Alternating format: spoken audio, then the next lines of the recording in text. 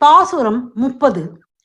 வங்கக் கடல் கடைந்த மாதவனை கேசவன். வங்க கடல் கடைந்த மாதவனை கேசவனை, வங்க கடல் கடைந்த மாதவனை கேசவனை, திங்கள் திருமுகத்து சேவிழையார் சென்றிரைஞ்சி, திங்கள் திருமுகத்து சேவிழையார் சென்றிரைஞ்சி, அங்க பறை கொண்ட ஆற்றை அணி புதுவை, அங்க பறை கொண்ட ஆற்றை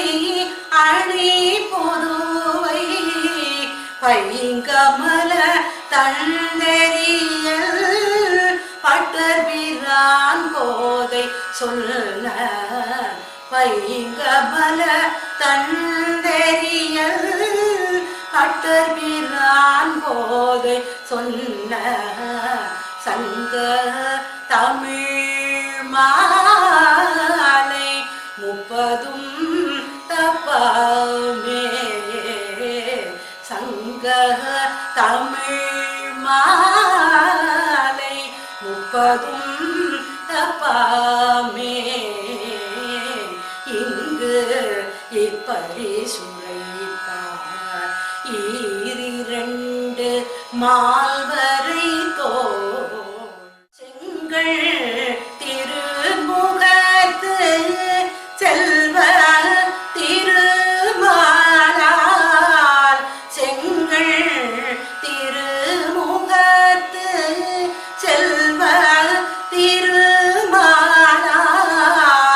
எங்கும் திருவருள் பெற்று எல்முருவர் எம்பாவாய். வங்க கடல் கடைந்த மாதவனை கேசவனை.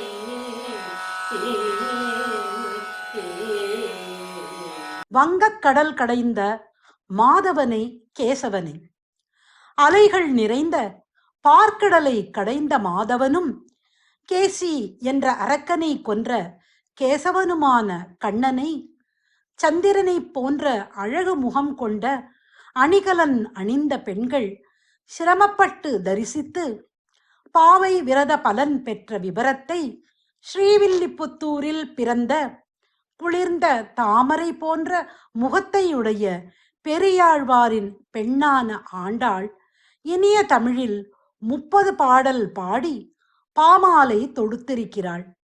இதனை படிப்பவர்கள் உயர்ந்த தோள்களையுடையவனும் அழகிய கண்களை கொண்ட திருமுகத்தை உடையவனும் செல்வத்துக்கு அதிபதியான திருமாலின் ஆசியுடன் எங்கு சென்றாலும் செல்வ செழிப்பு பெற்று இன்பமுடன் வாழ்வர்.